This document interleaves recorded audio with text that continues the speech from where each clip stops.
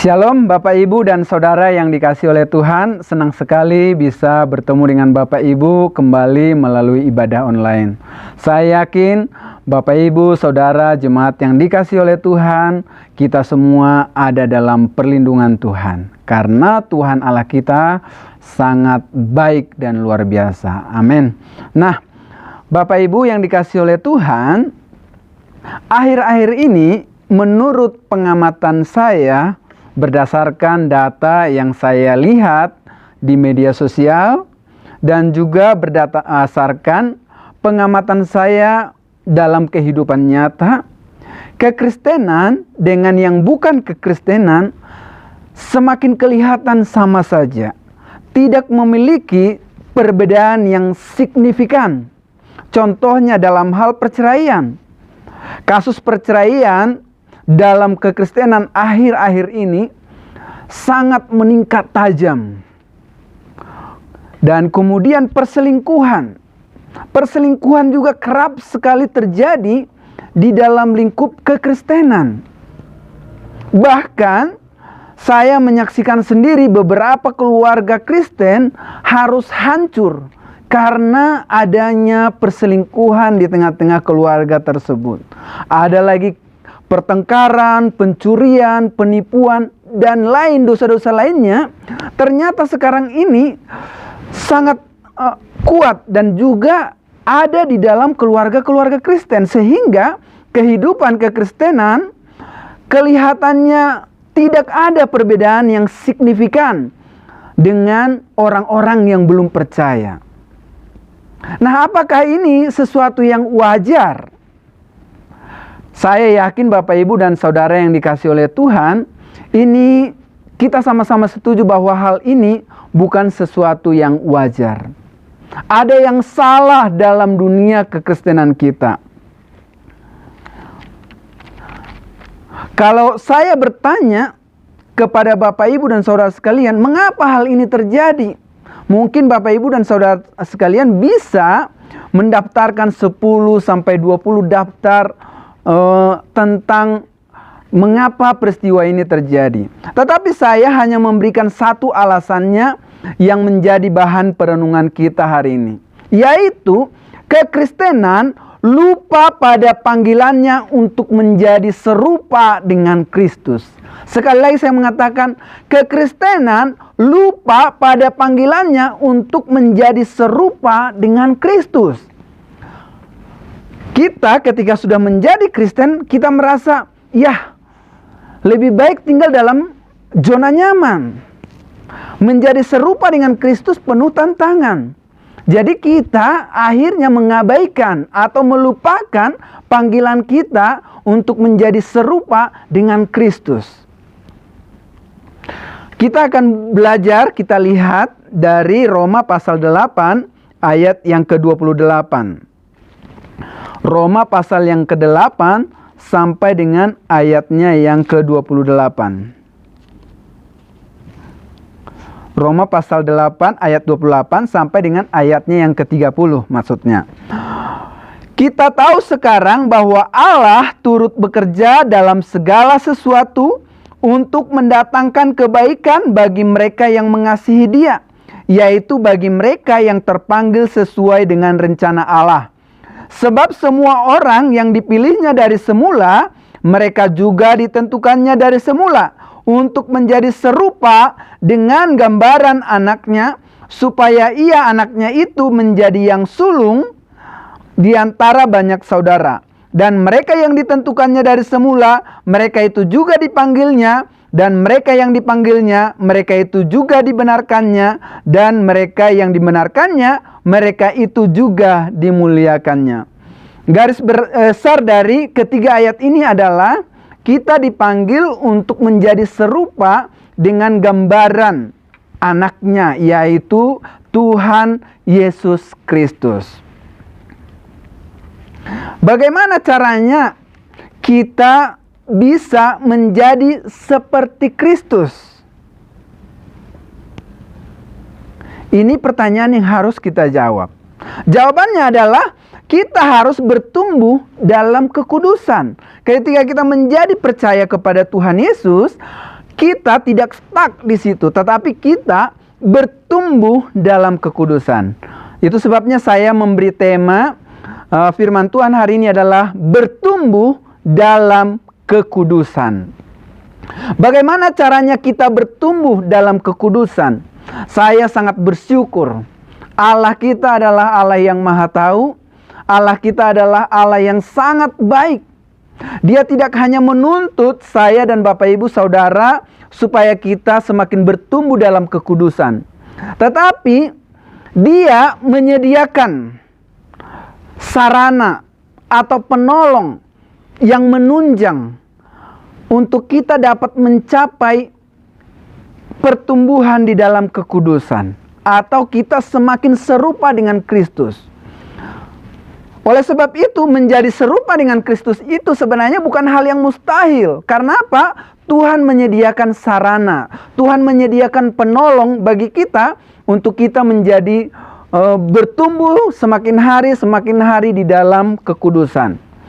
Nah, penolong yang pertama yang Tuhan sediakan untuk menolong kita bertumbuh di dalam Kristus, atau bertumbuh semakin menjadi serupa dengan Kristus, atau kita bertumbuh di dalam hal kekudusan, maka penolong disediakan oleh Tuhan yang pertama adalah Roh Kudus.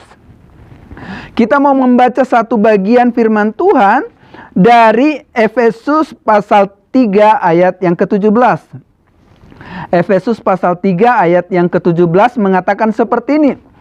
Sehingga oleh imanmu Kristus diam di dalam hatimu, dan kamu berakar serta berdasar di dalam kasih. Oleh iman, Bapak Ibu yang dikasihi oleh Tuhan, ketika Bapak Ibu percaya kepada Tuhan Yesus, beriman kepada Kristus, kata firman Tuhan ini, Kristus diam di dalam hatimu, atau Roh Kudus tinggal di dalam hati kita. Satu ayat lagi kita baca dari 2 Timotius pasal 1 ayatnya yang ke-14. 2 Timotius pasal 1 ayat 14. Dikatakan seperti ini di dalam 2 Timotius pasal 1 ayat yang ke-14.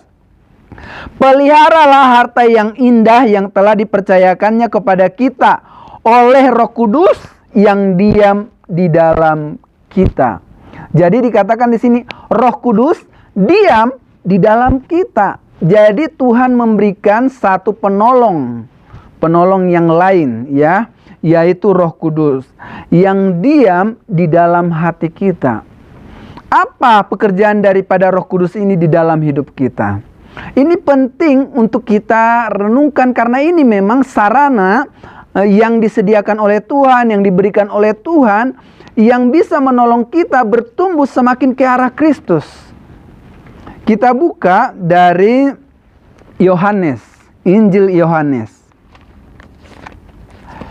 Injil Yohanes pasal 14 ayatnya yang ke-16 dikatakan seperti ini. Aku akan minta kepada Bapa dan Ia akan memberikan kepadamu seorang penolong yang lain. Ya, penolong yang lain. Supaya Ia menyertai kamu selama-lamanya, yaitu Roh kebenaran. Ayat 17 bagian A. Jadi Roh Kudus itu, kata firman Tuhan ini, akan menyertai kita sampai selama-lamanya. Dia tidak akan pernah keluar masuk dari kita. Dia akan terus bersama dengan kita. Dia tidak akan pernah meninggalkan kita. Sekalipun kita mungkin jatuh dalam dosa, tetapi firman Tuhan ini jelas mengatakan bahwa Dia tidak meninggalkan kita. Dia akan menyertai kita. Kita bersyukur bahwa Roh Kudus diberikan kepada kita untuk menolong kita bertumbuh dalam kekudusan. Hal apa lagi yang bisa dilakukan oleh Roh Kudus dalam kehidupan kita? Yaitu kita belajar dari Yohanes pasal 14 ayat yang ke-26. Ayat 26 dikatakan di sini. Tetapi penghibur, yaitu Roh Kudus, yang akan diutus oleh Bapa dalam namaku, Dialah yang akan mengajarkan segala sesuatu kepadamu, dan akan mengingatkan kamu akan semua yang telah kukatakan kepadamu.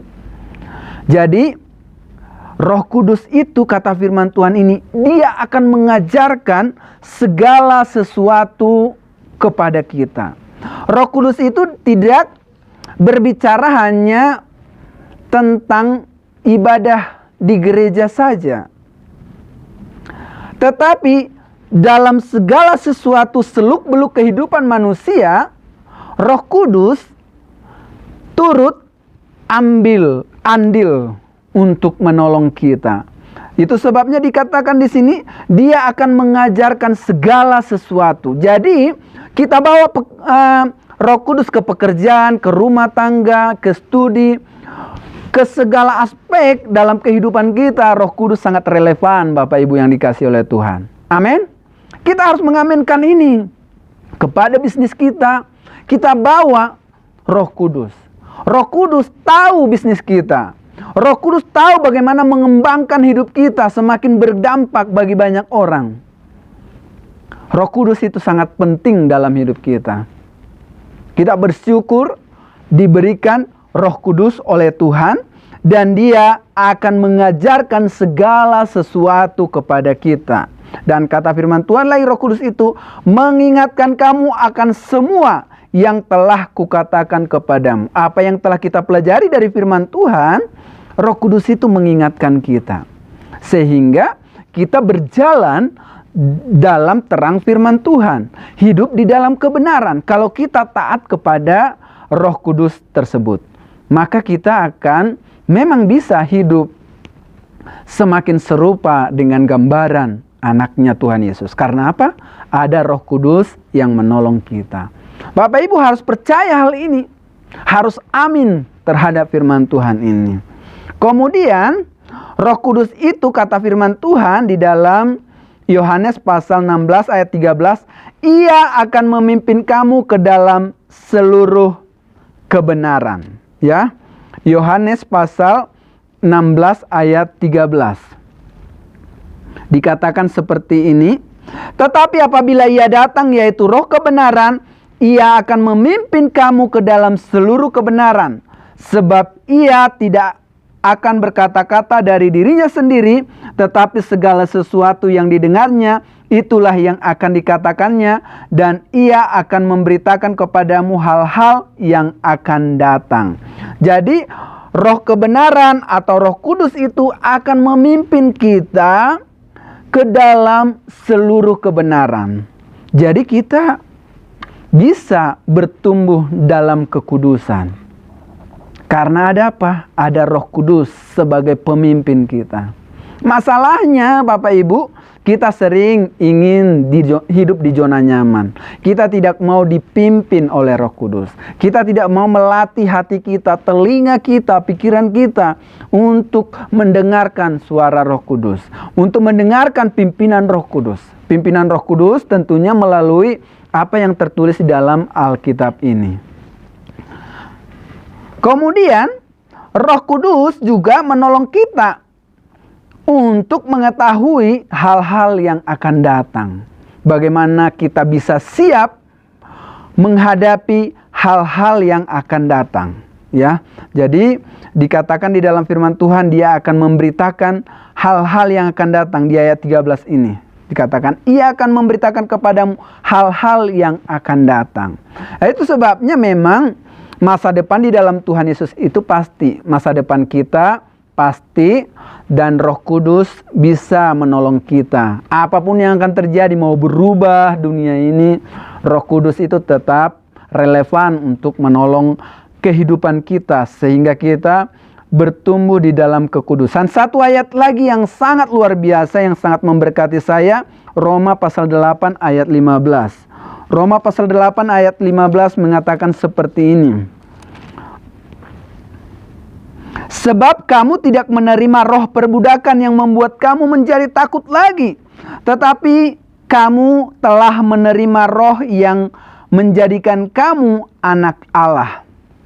Roh di sini ditulisnya dalam huruf besar, yaitu Roh Kudus. Roh Kudus yang menjadikan kita anak Allah. Anak Allah itu punya wibawa, punya kehususan, punya perbedaan yang signifikan dalam keputusan-keputusannya, dalam wibawanya. karena dia membawa nama Allah. Kita adalah anak Allah. Itu sebabnya Bapak Ibu yang dikasih oleh Tuhan, kita tidak minder menghadapi kehidupan ini. Karena kita adalah anak Allah, kita tidak minder berhadapan dengan orang kaya, pejabat-pejabat. Karena apa? Ada roh Allah tinggal di dalam kita. Ini membuat kita semakin berintegritas. Berintegritas dalam hal juga kekudusan dan hidup di dalam kebenaran. Jadi kita ini adalah anak-anak Allah. Itu artinya kita diberi oleh Allah kemampuan untuk hidup benar setiap hari. Kita harus terus melatih diri kita. Kita bisa. Karena apa? Ada Roh Kudus yang disediakan oleh Allah. Nah, kemudian, bagaimana caranya supaya kita bisa dipimpin oleh Roh Kudus itu? Kita perlu punya rasa haus kepada Roh Kudus. Kita minta kepada Tuhan. Kita berbicara. Kita memiliki kehausan untuk bersekutu dengan Tuhan. Itu sebabnya mari kita jangan menjauhi persekutuan ibadah kita, doa-doa yang ditetapkan oleh gereja. Kalau perlu kita tambah doa-doa pribadi kita, sehingga kita semakin peka dengan Roh Kudus. Inilah yang akan kita lakukan, supaya kita bisa dimampukan oleh Tuhan bertumbuh dalam kekudusan. Yang kedua, sarana yang disediakan oleh Tuhan yang kedua untuk menolong kita bertumbuh adalah Alkitab. Alkitab atau kitab suci kita ini. Kita lihat bagian ini dari 2 Timotius pasal 3 ayat 15 sampai dengan ayatnya yang ke-17. Dikatakan seperti ini. Ingatlah juga bahwa dari kecil engkau sudah mengenal kitab suci yang dapat memberi hikmat kepadamu. Jadi kitab suci ini memberi hikmat kepada kita untuk mengambil sebuah keputusan-keputusan yang tepat, yang benar, dan yang kudus. Ya, jadi firman Tuhan atau Alkitab ini memberikan kepada kita hikmat, ya, memberikan hikmat kepada kita. Kemudian menuntun engkau kepada keselamatan oleh iman kepada Kristus Yesus. Yang mau memperoleh keselamatan, Alkitab ini bisa menuntun. Tetapi kita sudah selamat. Kita diberi hikmat oleh Tuhan untuk keputusan-keputusan yang benar, yang sesuai dengan firman Tuhan. Kemudian ayat 16. Segala tulisan yang diilhamkan Allah memang bermanfaat untuk mengajar. Jadi Roh Kudus itu mengajar kita. Alkitab itu mengajar kita.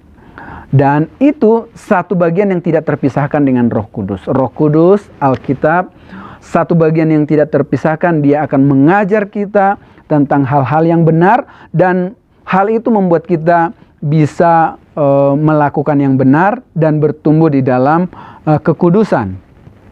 Kemudian dikatakan di sini untuk menyatakan kesalahan, untuk memperbaiki kelakuan, dan untuk mendidik orang dalam kebenaran.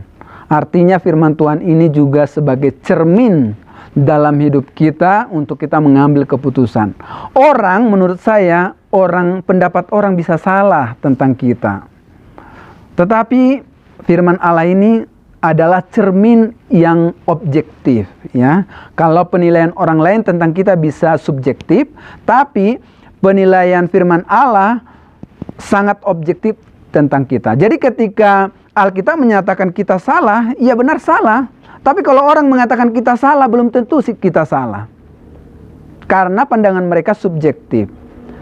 Nah, seperti itu. Jadi kita bersyukur diberikan firman Allah yang objektif menilai hidup kita, menjadi cermin dalam hidup kita, untuk kita mengambil keputusan yang benar, untuk kita bertumbuh di dalam karakter-karakter yang benar, karakter Kristus tentunya, yang memuliakan nama Tuhan.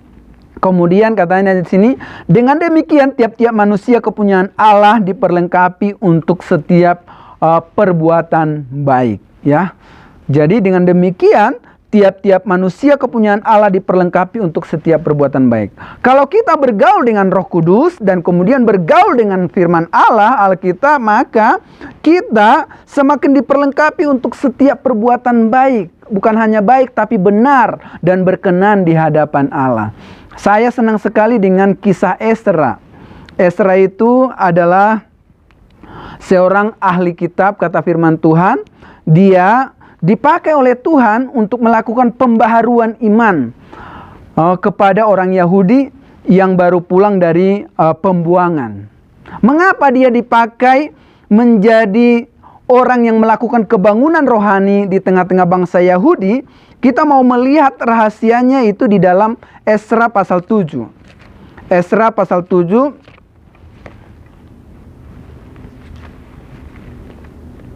Esra pasal 7 ayatnya yang ke-10.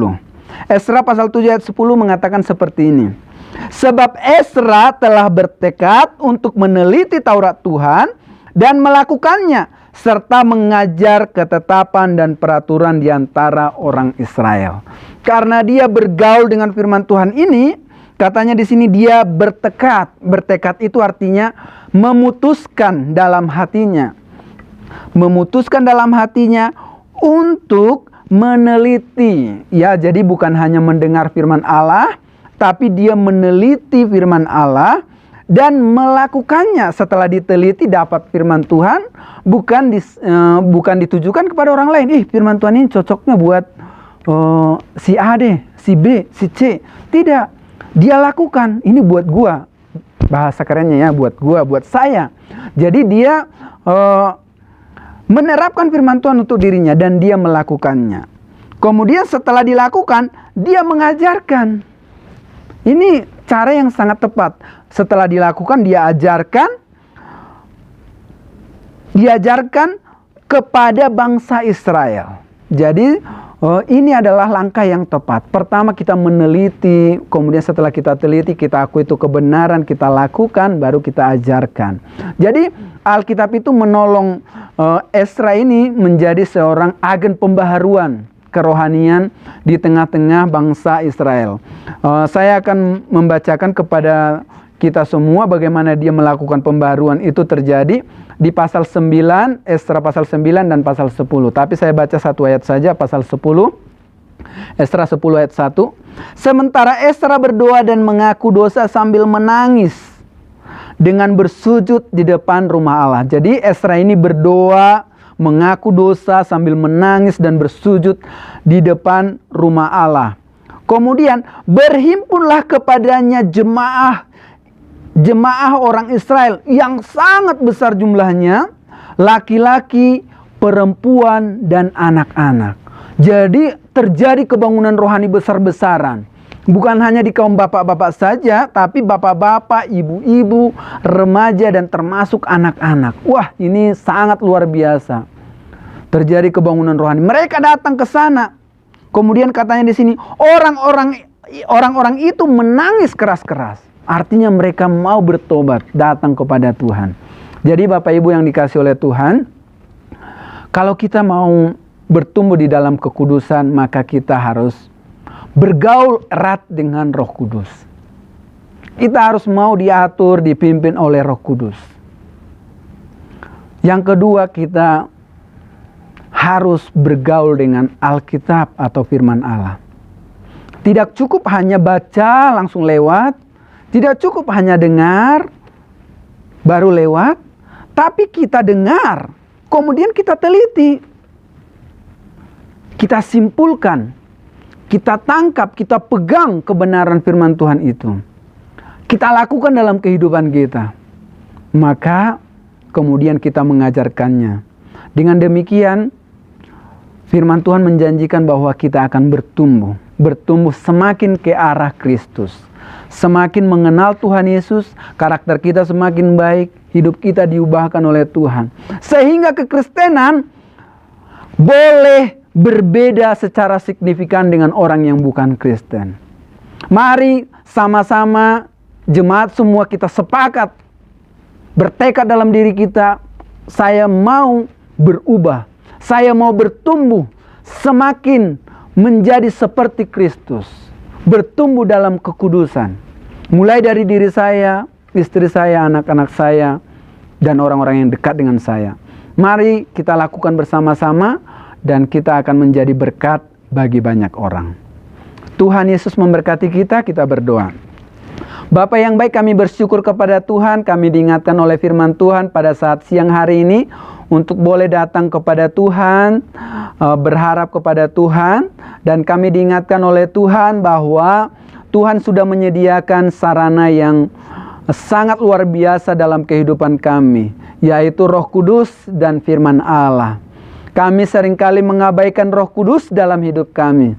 Kami mengatakan tidak kepada Roh Kudus. Kami memberontak dan hidup kami akhirnya merosot semakin jauh dari Tuhan. Semakin jauh dari hidup sebagai anak Tuhan. Tuhan, kami mengaku dosa kami dan kami mau kembali datang membangun hubungan dengan Tuhan, dengan Roh-Mu ya Bapa yang kudus, dan dengan firman-Mu ya Tuhan.